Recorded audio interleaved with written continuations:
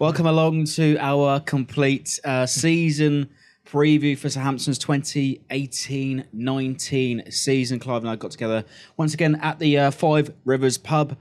Do look out for our preview for the Burnley game for match day discounts. Find out more later on this week. But we're here to take you through how we think Saints will fare this year, and we take the chance to take some of your comments, questions, and some familiar faces from video clips.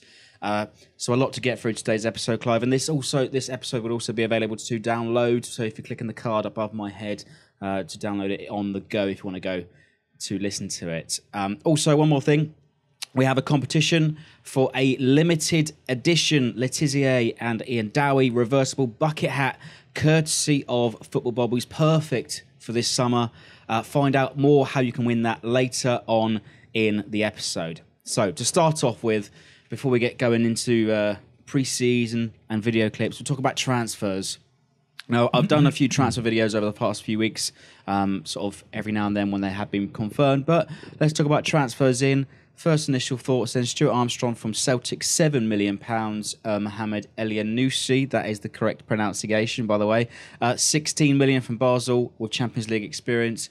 Angus Gunn, goalkeeper for Man City, 13.5 million. And Yannick Vestergaard, Borussia Mönchengladbach for 18 million. It's been good in the fact that we've got the business done early, so it's given the players time to bed in with the rest of the team. I've only seen the team once, so I can't really comment on their qualities, and I don't know an awful lot about them, to be perfectly honest, Freddie. Bale have done, all I can say is that Bale have done particularly well in European competitions. Armstrong, I believe, is been rated highly before last season. Didn't have the greatest season last year. But, you know, is probably what we need, somebody who can run with the ball in midfield. Yeah. Last season, you say, Armstrong did have a few injury issues, missed quite a few games, but he's a driving force, and he was the year before that when Celtic were more or less unbeaten that season, scored quite a few goals from midfield. Yeah, so, scoring goals is vital, as we know. It's one thing that we've massively lacked in the last couple of seasons. And hopefully he can improve that area. Vestergaard, giant of a defender, clearly brought in because we don't look comfortable at set pieces. Defending anyway. Vestergaard is an absolute giant. We sat just beyond the dugouts for the Wednesday night game, and even then he looked head and shoulders. We moved over to Block 1 for the rest of that game, and still then he was huge. Land of the Giants. Yeah. He's had his beans. But as a player, he's played at a decent level, Bundesliga. Different for him now, different thing. Again, a settling in period for him. So it's quite a tough time for Saints, because whilst we brought in 3 or 4 new players, they've all got to gel with the team.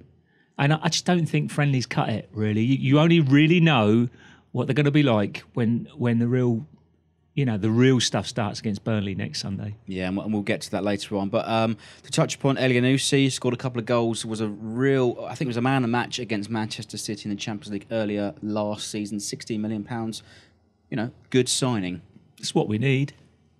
It's definitely what we need to give competition to the likes of Nathan Redmond. Tariq, of course, no longer with us, which is a bit of a disappointment. But if that's the way he felt and he wanted to make the move, maybe it was the right time for him. And finally, Angus Gunn, another keeper, surely ends the future of Fraser Forster at Southampton. You never say never, but you'd think so. Because Fraser clearly had a crisis of confidence last season, fell out of the team. The manager would have seen, Mark Hughes would have seen a good deal of Fraser in training, and he's probably made his mind up. And there you go. You can only wish him well that he resurrects his career, because you'd say that a few years ago, I remember when he was out and we were desperate for him to come back. So how times change. Yeah. That's the life of a goalkeeper. Unfortunately, Alex has been through the same thing. He's been looking like he's going down the pecking order, like he's not going to get a chance. All of a sudden, he's in the limelight, played blinders at the end of last season, a major factor in keeping us up. And also signed a contract extension, really signal of intent for his future this season. But Angus Gunn, highly rated England under-21 international. A lot of people are saying that he will be number one eventually. Yeah, again, I've not seen much of him. All I can say is that the game against Celta Vigo, he made a particularly good save second half, so I was impressed with that. Impressed with his stature, impressed with the way that he was talking to the defence, so it's good signs. Yeah, so an additional goalkeeper. So transfers out, though notable transfers. There have been quite a few youngsters that were released, weren't given a contract, but notable transfers. You mentioned it earlier. Hasan Tariq transferred to Ajax. On paper, it looks like 10 million, but it could rise anywhere between 12 and 18 million. Yeah, I think the amount is irrelevant. It's how are we going to miss his assists, because for all the people that wanted to string him from the stand, there was an awful lot of other people who realised what he could do for us, and in the end, in those vital games, he pulled the strings, and he really did. The Bournemouth game was exceptional. A big miss in my book, and it's a bit sad, really, because I like skillful players. I like guys that can do something a bit different. But he did hide. He did hide without a doubt for much of the season. You didn't see him in games, so maybe a lesser player that goes for 90 minutes, you might get more out of. Only time will tell. A hugely frustrating player over the past 4 years, but on his day he can be a match winner. Yeah. And was it a metaphor when he stripped to his undies, leave nothing left? No, they wanted the money for the kit. I think that was what it was. I don't know, Freddie. Look, he was a character. He was passionate about Saints, and he was passionate about the fans, and so it's always disappointing when someone like that moves on. So, yeah, I've met him. I've met him a couple of times, and he was a decent guy. And what struck me was his passion for the game. Yeah, and we all wish him well. He gets to play Champions League football with Ajax this season as well. But for one round. Yeah, at least. So 3 other notable deals, 3 loan deals. First of all, Guido Carrillo linking up once again with Mauricio Pellegrino at Leganes. Sofiane Boufal has joined Celta Vigo. And Geordi Classy has joined his boyhood club, Feyenoord, for a season-long loan. I think all 3 of those are logical. Guido just didn't... he didn't score, did he? He didn't score. For all his trying, he didn't score, and I felt a bit sorry for him, the way that the crowd picked on him. I understand the frustrations because we're in a relegation scrap, but he needs to go back and repair his career and get some goals in Spain. Confident player. He looked to have decent attributes, but he just didn't put the ball in the net, and there was a lot of pressure on him. Wrong signing at the wrong time. Yeah, very much a Pellegrino signing, and Boufal very much a Puel signing. Well, say it again, sorry. The Puel signing. Who? Boufal. Boufal. Oh, yes, Boufal, sorry. Well, Boufal has made his bed, and he's lying in it now, because he could have, I wouldn't say necessarily been a hero for Saints, but he could have done a lot more for us, for all the fancy tricks. Didn't feel like he was actually hurting the opposition ever. Okay, he did score some wonderful goals, and he has got great skill. But how often were they? How often were they? And you feel that in Spanish football, he's a technical player. In Spanish football, I think you'll get more out of him. There's maybe less physicality out there. Although, looking at that Real Madrid centre half, I'm not so sure. But no, it's probably, again, for him, a decent move if he can. And for both of these lads, look, it's good for everyone saying, oh, they're this, they're that, and the other. It's good if they do play well, because, okay, it's looking likely that they will eventually leave Saints and probably never play again for us. You never know what happens in football. But if they do play well, we'll get a better fee for them. Yeah, and one final one, Geordi Classy. Geordi, it's an interesting one, that, because Geordi came back, didn't he, into the squad? Yeah, he turned up for pre-season, really hit the ground running. He was over in the China's tour, he played a couple of minutes over there. So, I'm lucky for him, but it is a romantic move for him going back to Feyenoord. You love your romance, Freddie, don't you? But I guess, it's his boyhood club, and that's where he had success before. Yeah. That's where he'll probably feel more comfortable. I thought he adapted quite well, actually. And I was looking forward to seeing him back in the fold. But never is going to be a dynamic player, but a good little worker and with a decent attitude. So good luck to him. Don't know if we'll ever see him in a red and white shirt again. Yeah. Unlikely. Well, especially not a Saints shirt because Feyenoord are red Oh, yeah, and white. Feyenoord, yeah. Decent kit, actually. But Unlucky for him, though. He would have been 6th or 7th choice. Good player. But you have to say these three players are lasting legacies of previous managers. yeah, we're not in Europe. We've got 38 games plus the cup matches. So really, with the squad we've got, you do have to trim players down.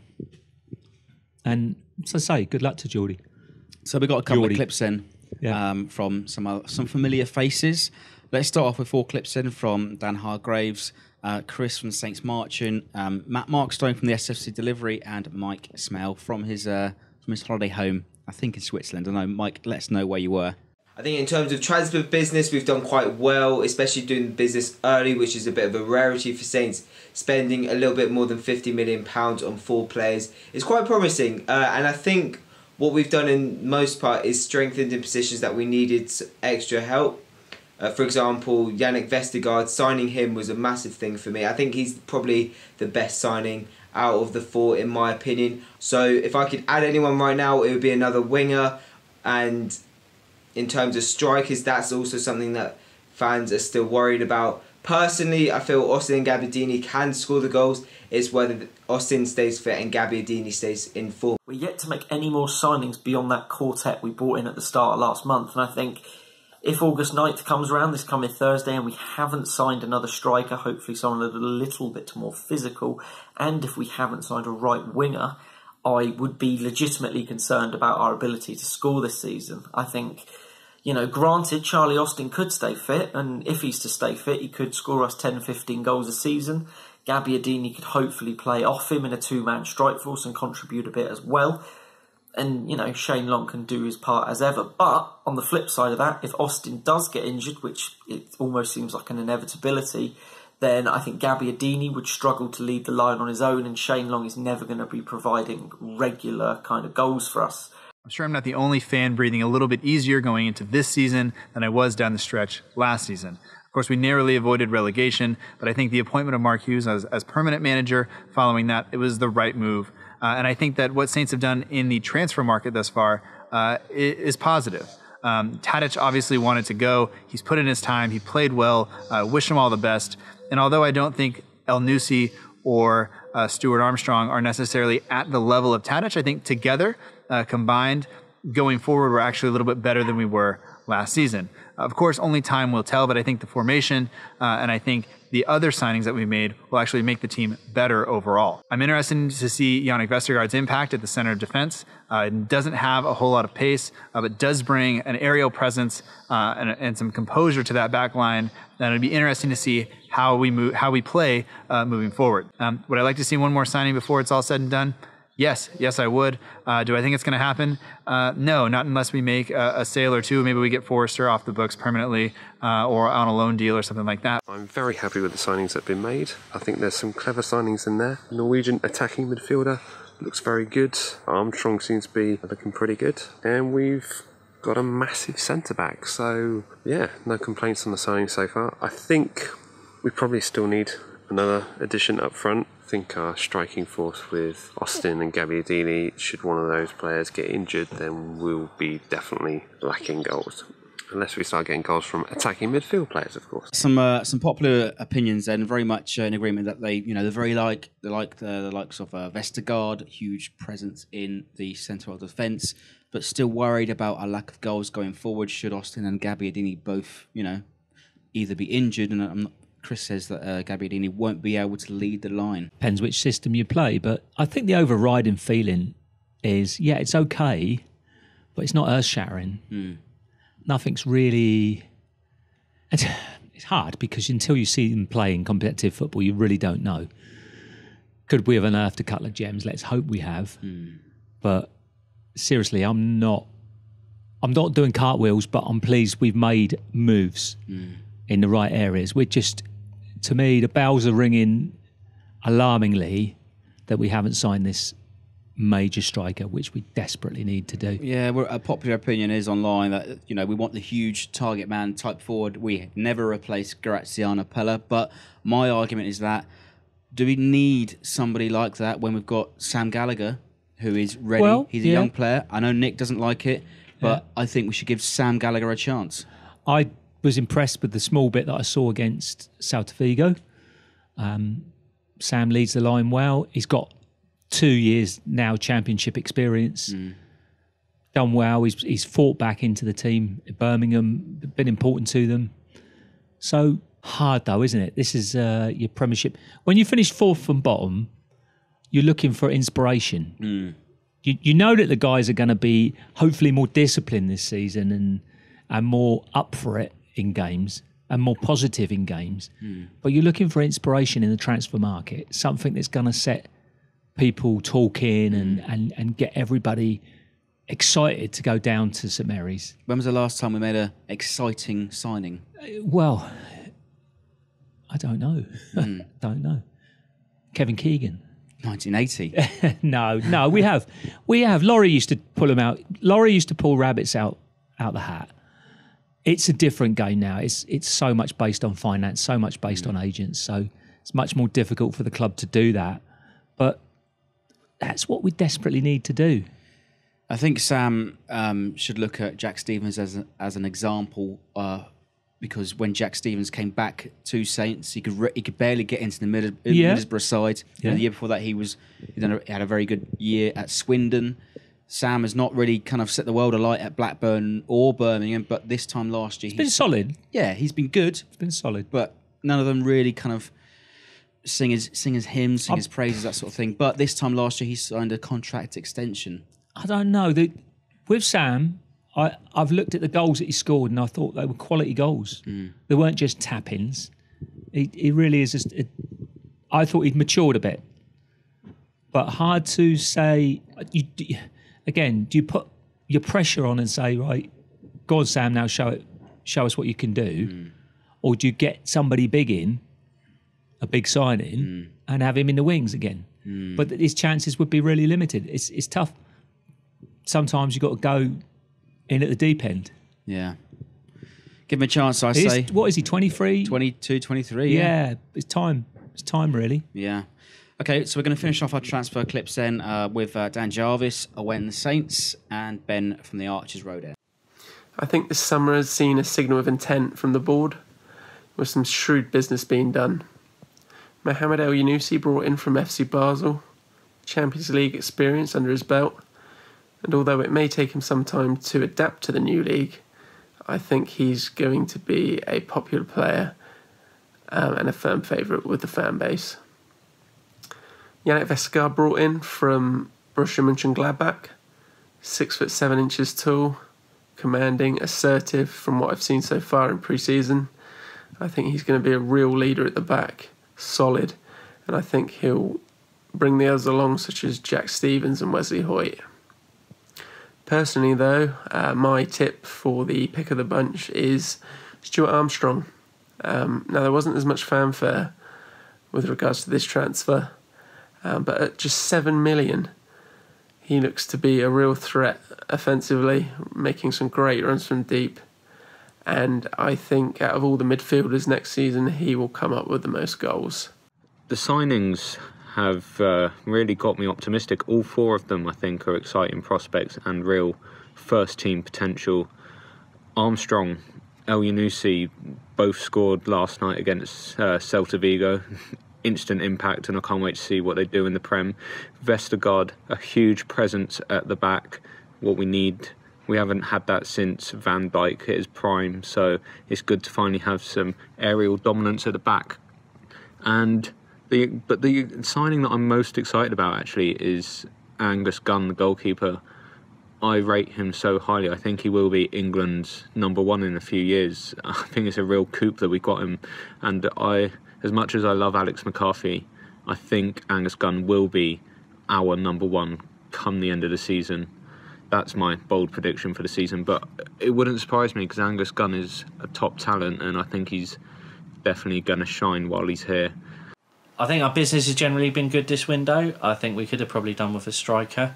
I'm impressed with the players that have come in. I think that we can judge them on the first few games of the season when there are actual competitive games. So first of all, then Dan tips Stuart Armstrong to have the biggest impact. I would, to be honest, I would actually agree with that. I think Armstrong probably has more to offer, more utility than perhaps the rest of the signings. Quite possibly. Different standard of football, though, isn't it? And can he make that step up into the Premier League? Everything's first touch is so crucial in Premier League, in midfield. It's got to be instant. It's got to be moving the ball on. But he's got that ability to score goals, which is very interesting. And hence, look, if he can get 7 to 10 goals, that really would be a fantastic return for... Yeah, well, the Celtic guy fans, who's cost 7 million. Which the Celtic fans used to sing he scores belters all the time. He scores belters. His hair is fine. We'll sing the song for Stuart Armstrong. Do you think the St Mary's will well, I'd like to think we might come up with something of our own for once, but who knows? Armstrong. All them names, they're so difficult, aren't they? Mohamed Alaoui. What's his name? Elianusi. You always get the right pronunciation on this show. Yes. Elianusi. And Owen goes on to say that Angus Gunn, big prediction from him that he will be our number one by the end of the season. Interesting. Clearly he's watched... I haven't really heard much about him. Obviously, I remember his dad, who played for Norwich for a number of years, and that's about as much as I know, to be honest. But I was impressed with him against Celta Vigo. Well, impressed with the fact that a young lad was organising the defence and the one really hard save that he had to make second half. Well, if Angus is half as good as his old man, then we've got a good sign here. Not bad. And Ben from the Archers Road, sort of echoed what you said earlier. We can only judge until the real stuff gets going. You can't. We've all got opinions on players and we all got gut feelings, but until they get in the thick of the action, you really just don't know. Yeah. I mean, I think Mohammed looks decent. I still can't get that name, but it's got to be a nickname. There's got to be a short version. His nickname's Moi. Okay. Moi Elianusi. Yeah. Moi. Hang on, I got a song there. Just want more and more. No. Anyway, forget it. Something will come out. Yeah, we'll try it. Let us know in the comments if you could think of a song for Elianusi. If you will do well if you rhyme anything with that. Clearly, the Armstrong song is been made, up by someone who's pretty. It's a thing, isn't it? Like Celtic, Man United, they get all these songs come out of nowhere. We really do need a few more songs for our players. Well, we've got a couple of questions sent in to us from our Twitter followers and Facebook followers. A question here from Fraser. If you guys could pick one more player to bring in, who would it be? He said, personally, I'd like to see Promise, Sisto, or someone similar, as we're still lacking a quality fast winger. In my opinion, our strikers are already good enough on paper, but they just need the service.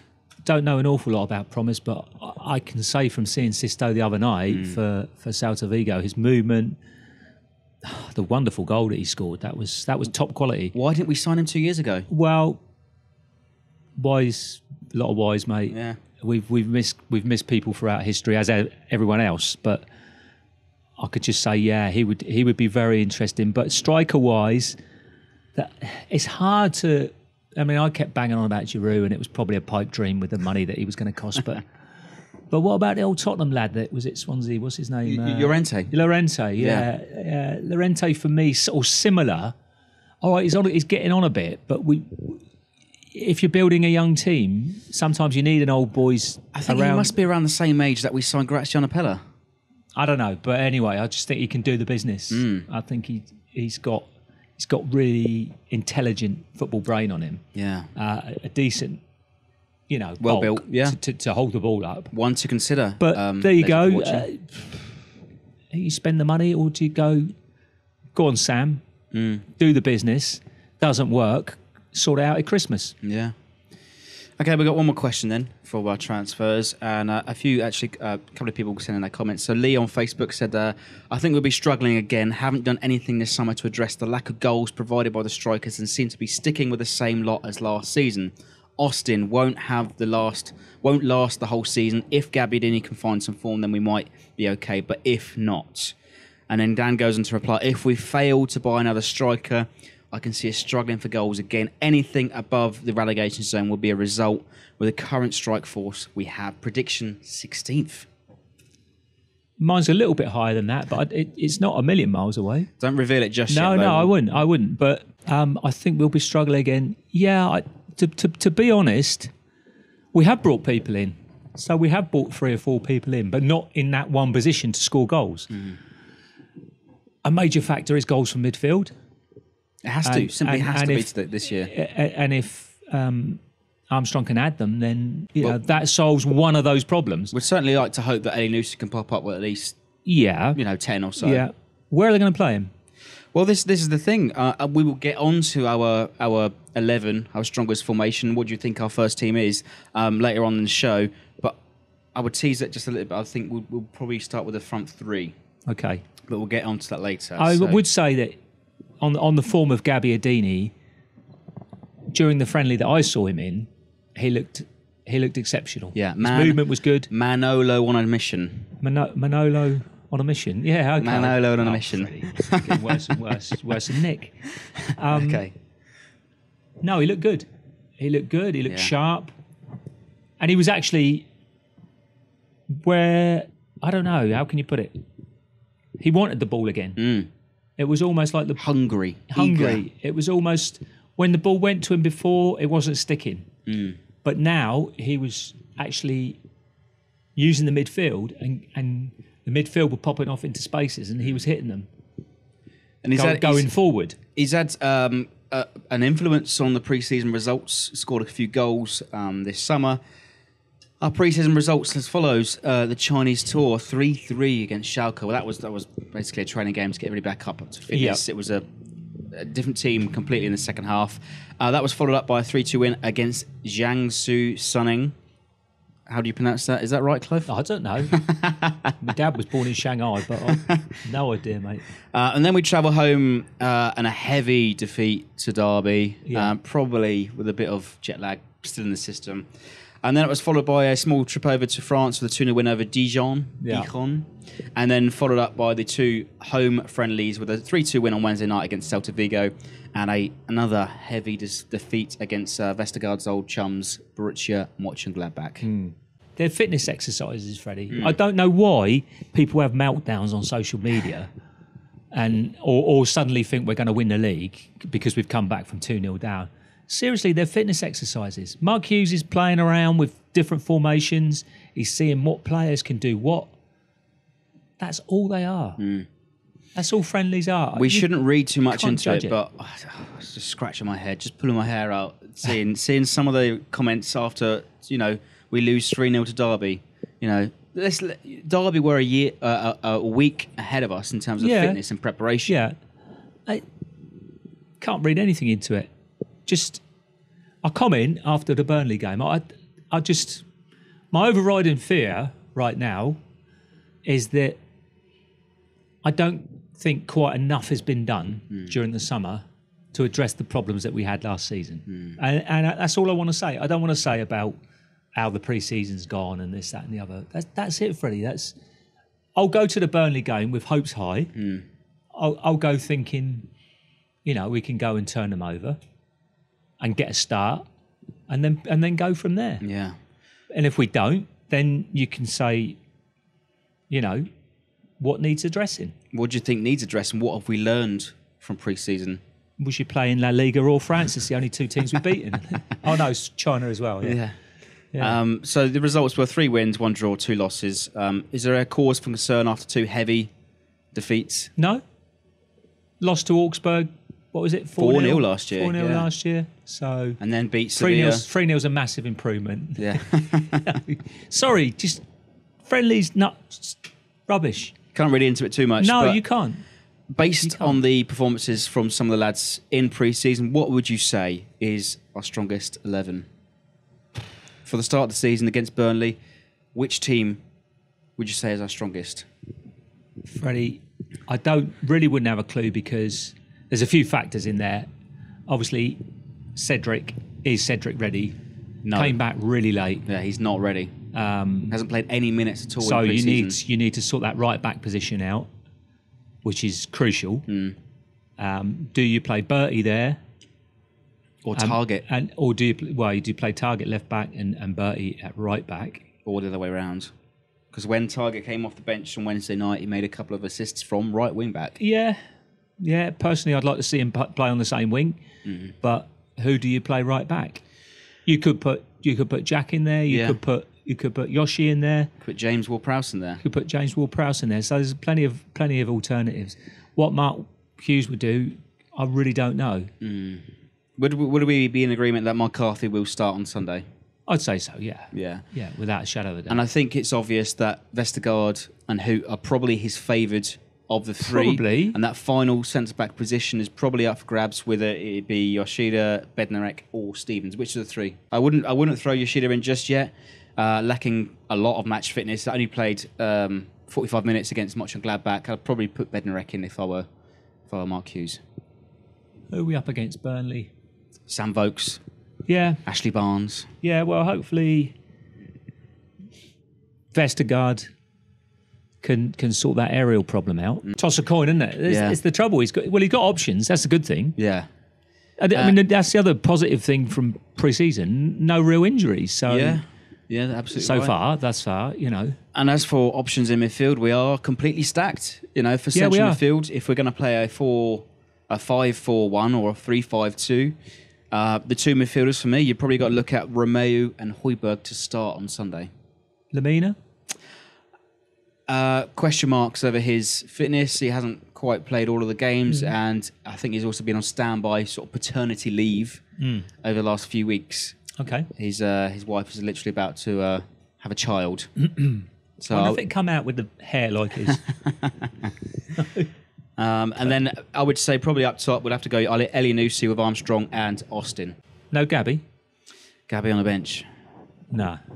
You start with Gabby, didn't you? Yeah, he's on fire. Go for it. Well, I wouldn't say he's on fire, but he looked sharp. He looked sharper by a country mile to every other player that we had. All right, well, do let us know upstairs in his head and on the floor.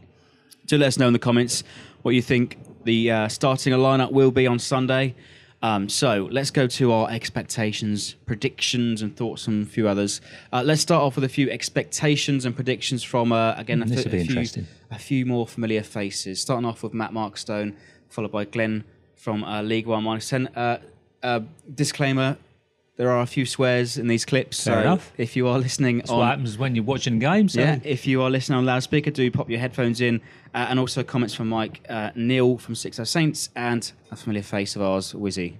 In terms of predictions, I don't expect us to push for the top 10, really. I would expect us to finish somewhere between 12th and 14th, be relatively comfortable. But what I'm most looking forward to is us actually taking the game to other teams, not just reacting and playing defensively. There's nothing wrong with playing on the counterattack when you need to, but when you set up to do that every single game, week in, week out, it doesn't necessarily make for great football. So I'm interested to see us push forward to get us into some more attacking positions, and I think we have the players now to do it. But overall, I'm really, really looking forward to this season. Really looking forward to watching the guys play, and I'm really excited to be a part of this. So thanks for having me on, and I will talk to you next time. My main expectation for Saints this season is just to see some positive football. Actually go out and try and win some bloody games, instead of doing what we've done for the last 2 years, which is in the main sit back and do nothing in the first half and just try and nick it in the second half. It's tedious and boring.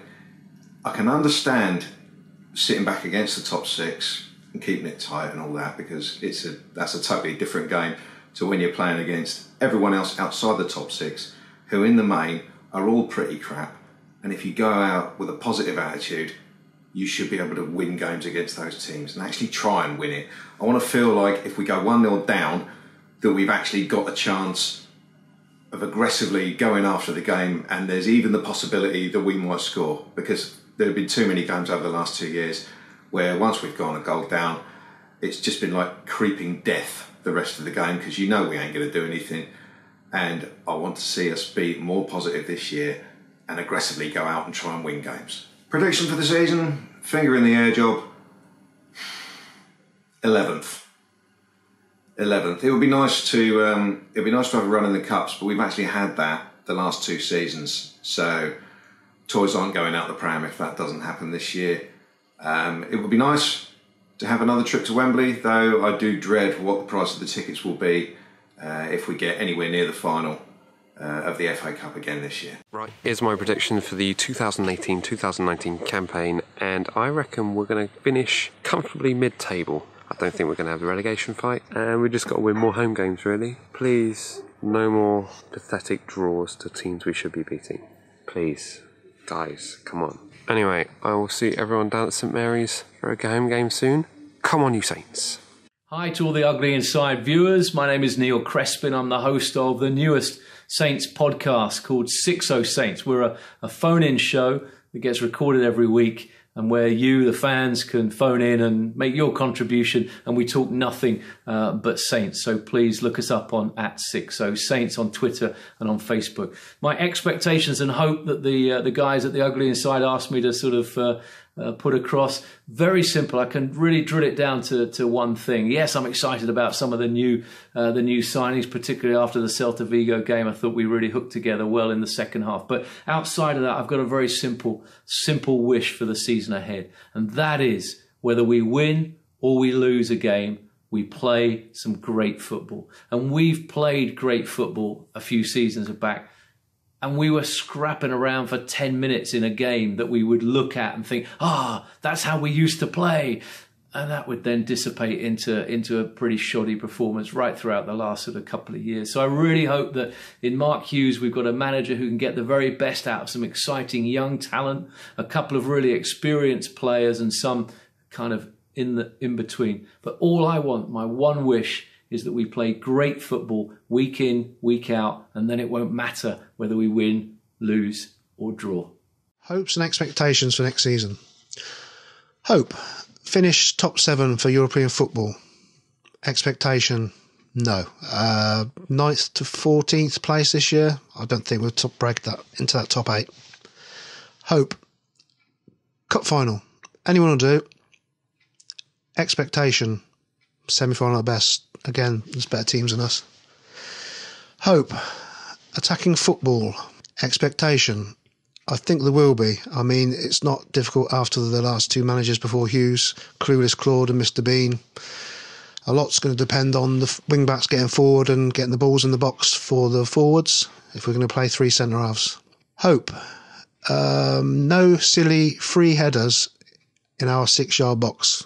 Expectation, with the signing of Vestergaard, with a bit of steel in there, hopefully a bit of height, a bit of power, and hopefully Hoyt can get the concentration levels up and cut out the silly mistakes. So hopefully yes. And finally, biggest hope, I wasn't his greatest fan when he came to the club, but the biggest hope is Mark Hughes is still manager at the end of the season. Because if he is, that means we've had a half-decent season and not flirting with relegation again. All right, so a few of them actually really craving for some exciting football this season. Mark Hughes, can he be the man to give us some of that?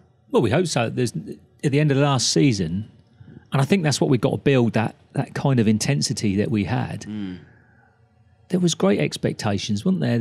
Everybody was buoyant again, and I have to pick up Wiz. What's Perry Groves doing on the wall there, mate?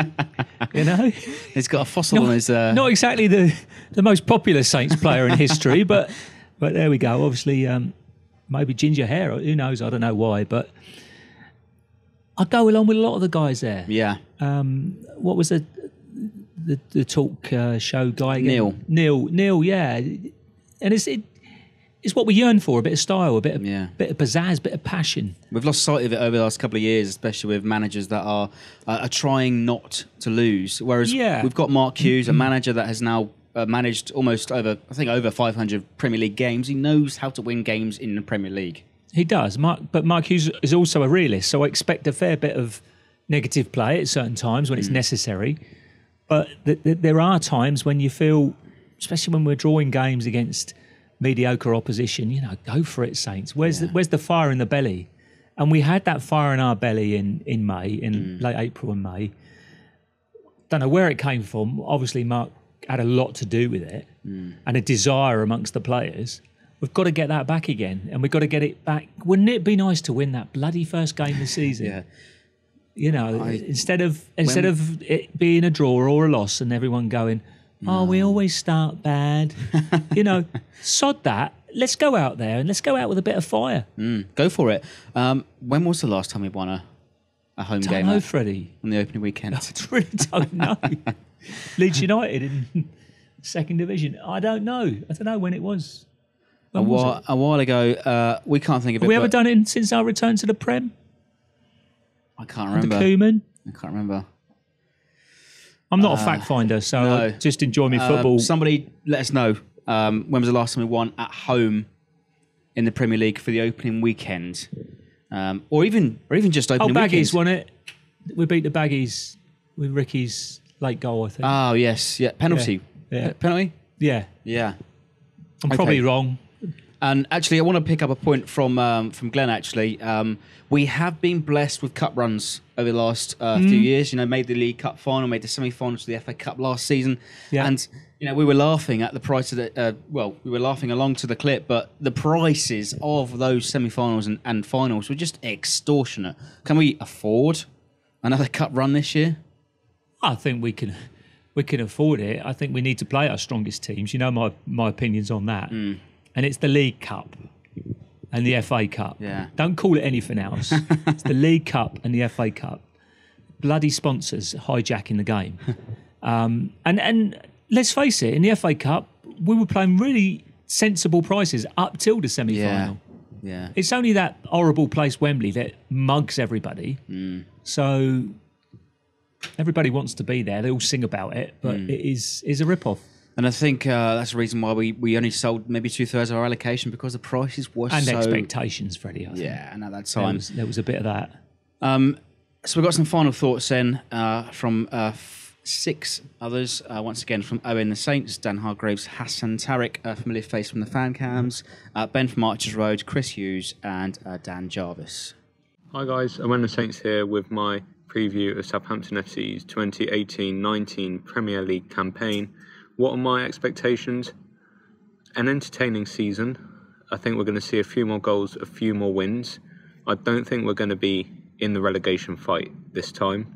Although last year I predicted us to finish 6th and we're in a relegation fight. So do I know what I'm talking about? Not really. This year I'm penning us in at sort of 12th to 15th. I think we have enough to steer clear of the fight, especially looking at some of the other teams and the way we've invested. I'm not sure we have enough to push into the top 10 though this season, but that's okay. 12th to 15th, as long as we get some entertaining football, some wins, some goals, everyone's going to be happier than they were last season. That's all we really asked for.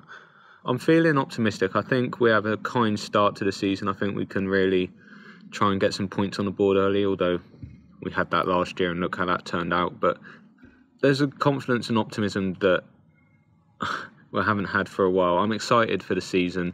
I can't wait to see what happens. And yeah, I can't wait to be back at St Mary's. I personally cannot wait, mainly because I think we're going to do a lot better than we did last year. I don't think we're going to have to worry about a relegation fight. I do think that at some point in the season there probably will be a period of games where we do look like we may be in threat of being in a precarious position. But I think that happens with most teams at some point in the season. And for us, if I was to predict when, I would probably say around Christmas time. Usually we're quite poor around that period, and obviously with games coming thick and fast, some tough games as well, that may be when we start to drop down the table a little bit. However, by the time May comes around, I do think we will actually be sitting in the top half of the table, whether that's 10th, 9th. I don't think it'll be 8th or 7th just yet. Season predictions 15th. I've just seen all the way other teams have also strength, and I think after last season I haven't really seen our strengthen that much over the summer. So I think 15th, but if we can have another cup run in the Carabao Cup, I'd love to see us go far in that, as I find the top 6 clubs tend to play their second teams in that.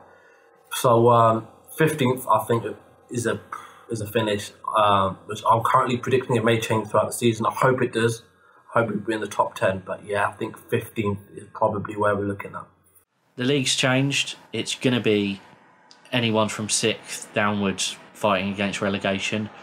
To be honest, we've got to suck it up and deal with it, because that's what the Premier League is going to be like from now on for every team who isn't in the top 6.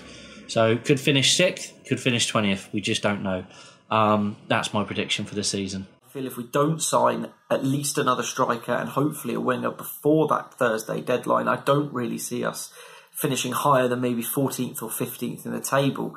I think if we can, we could perhaps push for a top half finish. But my concerns this summer is that a lot of teams around us and a lot of teams who will be pushing for those remaining top half positions have either recruited by spending a lot of money or they've spent really wisely.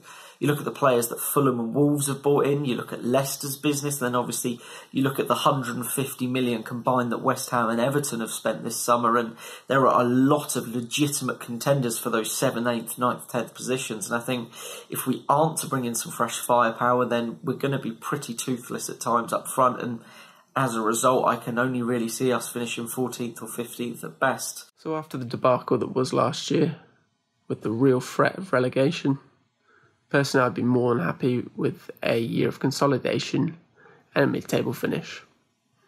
I'm content with the appointment of Mark Hughes as manager.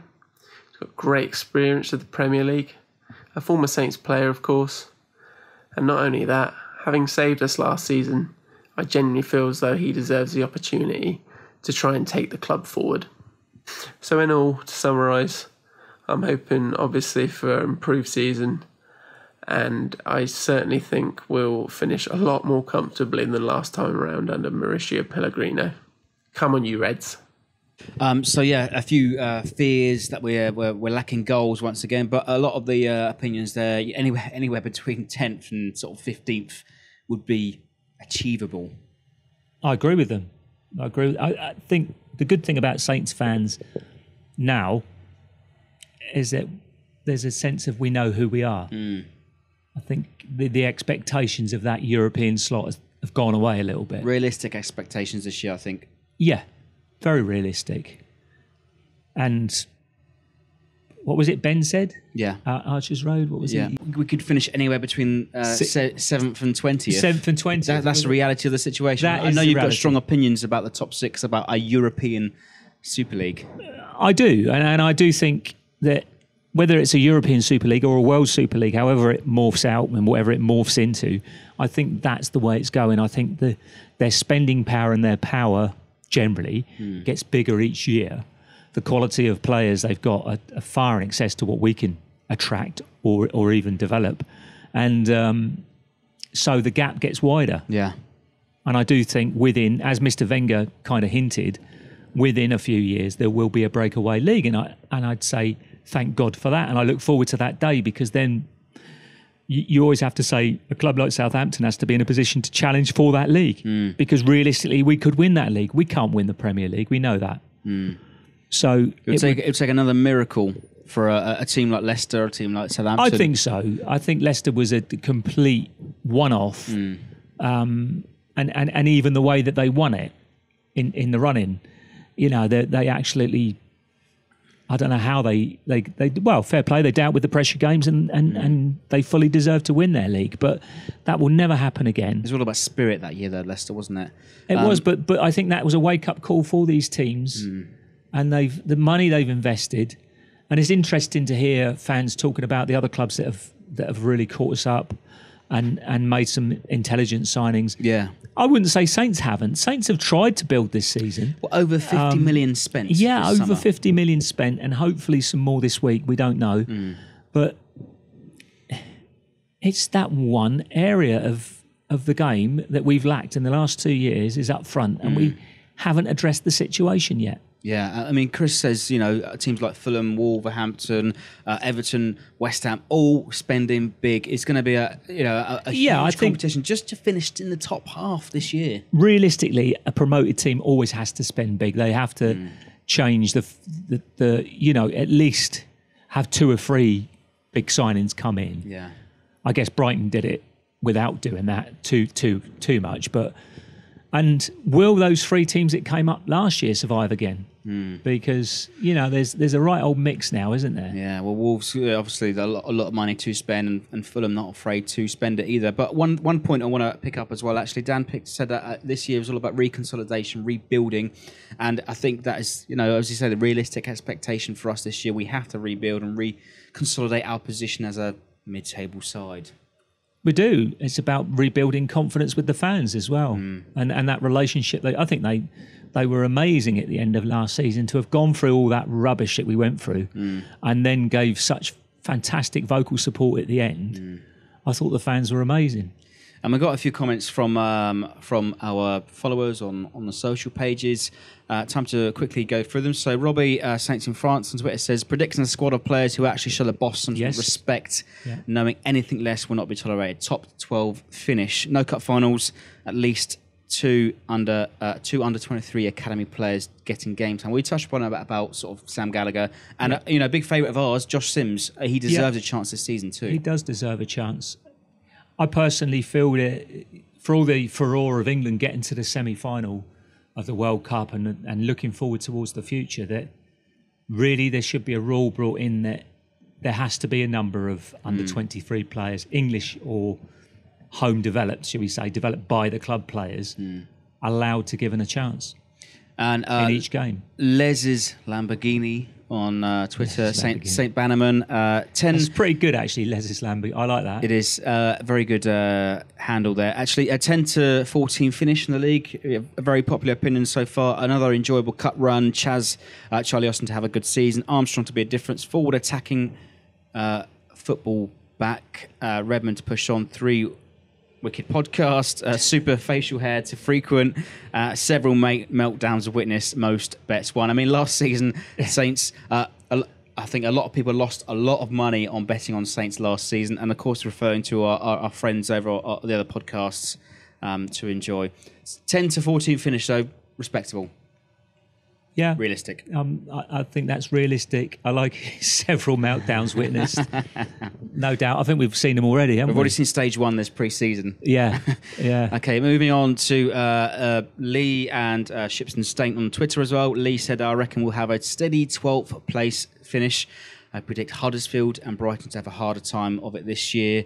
Another top signing and could push for top 7, but can't see much else. Shipston Saint replies, I'll settle for anything better than that nerve-wracking end of the season run, which we had last season. Moving on to another Robbie Don Mayer. Apology if I've pronounced that wrongly. Going for a 9th finish, ambitious, in my opinion. Austin to be top scorer for Saints, 2 good cup runs. Oh, and to do Liverpool home and away. Well, that would be rather nice, wouldn't it? that would be wonderful.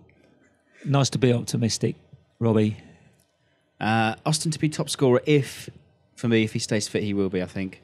Don't know. I think Gabby could. I've got this thing that Gabby's going to come alive, but and knock a few in. I hope so. Moving on to a comment from Ben from the Total Saints podcast. After last year's emotional rollercoaster, a season of mid-table obscurity would be likely to be welcomed by many. Yeah. I think so. Very much. We'll all be moaning in March. Oh, this is boring. Where's the ambition? Yeah.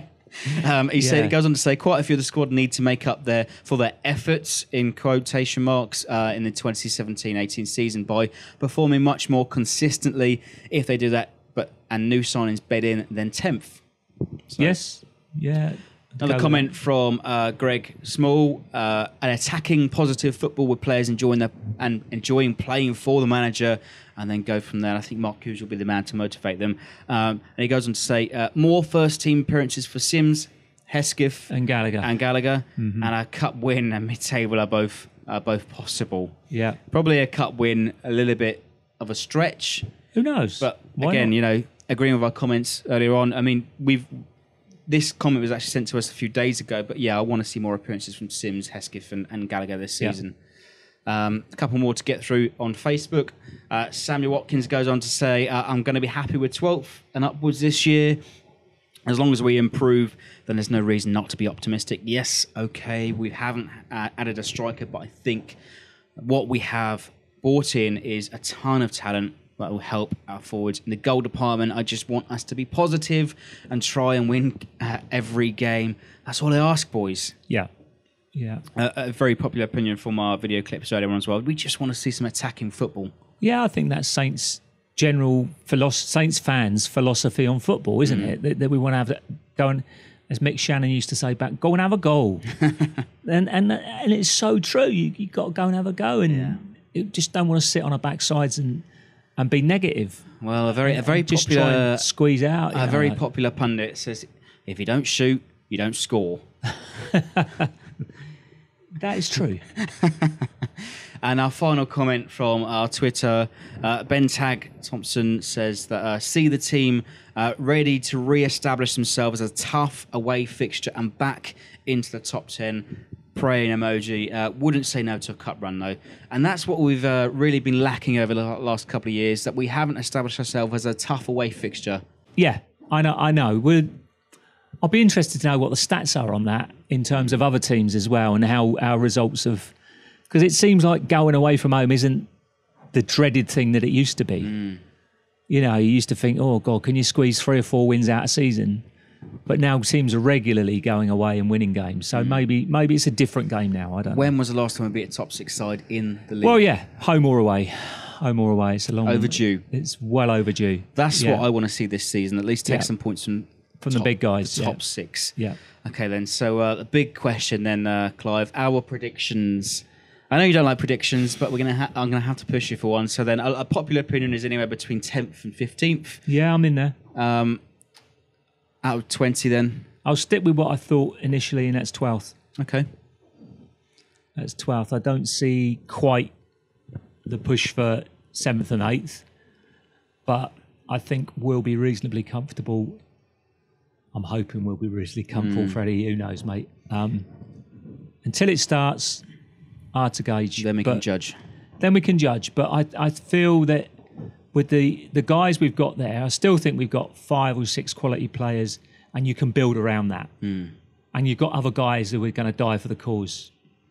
So then you've got a decent team. And it really is, as the World Cup proved, it's all about a team these days. Yeah. I would say...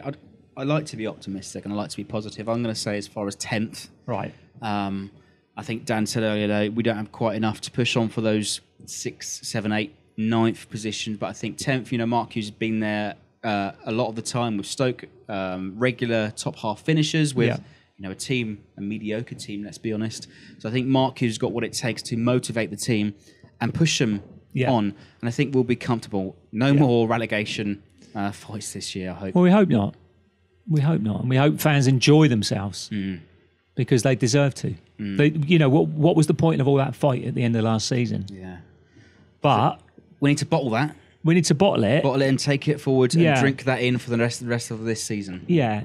It's the Burnley game is going to be tough because, it's going to be a 1:30 kickoff, so people won't have enough alcohol in their systems to forget about how good or bad what's happening on the pitch.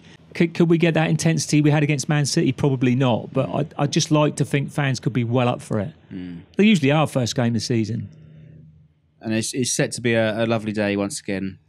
So I think it's going back to reasonable normal temperatures. It's still going to be around about 20 degrees. So...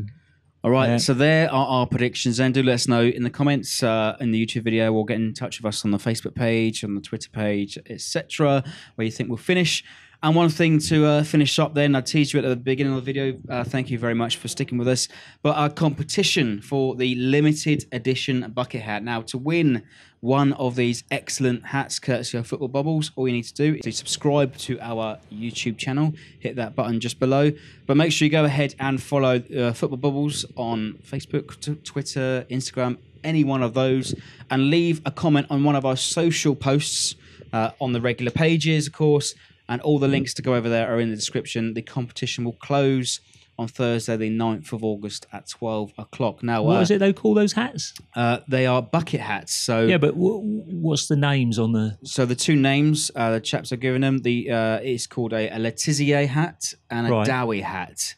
So a throwback to the 1991 to 1993 kits, the yellow How can they call it Dowie? Dowie would never get his bloody head in that ever. Extra large, I think we need for this one. Must have been, yeah.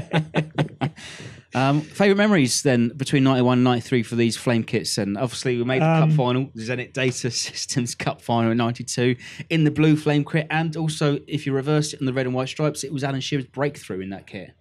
My favourite memory, Ian Branford leading Saints out at Wembley with the only manager ever to have people shouting for him to get sacked as he brought his team out at Wembley. The Tiz was brilliant, wasn't he? The Tiz, amazing In the player. same years that Shearer was breaking through as well. Shearer, Kevin Moore. Benali was also in around that team too. Yeah, so. I mean, Kevin Moore, what a fantastic servant. You know, Timmy Flowers, I guess. I don't know if he'd gone by then.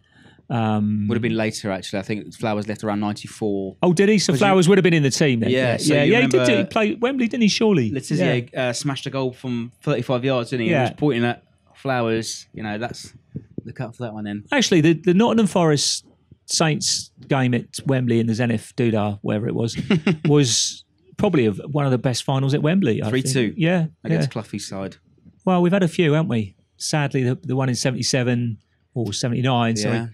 78, 79. Again, Forest again, and then Man United, the recent one. So the Saints have featured in a few games. Sadly, we've lost too many of them. It's been nice to win one this year. So to win one of those bucket hats, again, go over and make sure you subscribe to our YouTube channel. Like and follow Football Bobbles over on the social pages. The competition will close on 9th of August at 12 o'clock. Big thank you for everyone for sticking through our big season preview. Clive, we're ready to do it all again. Oh, joy. I have to drag myself off the beach now. No, which I haven't been on all summer. Well, do let us know in the comments where you think Saints will finish, and thank you for sticking with us.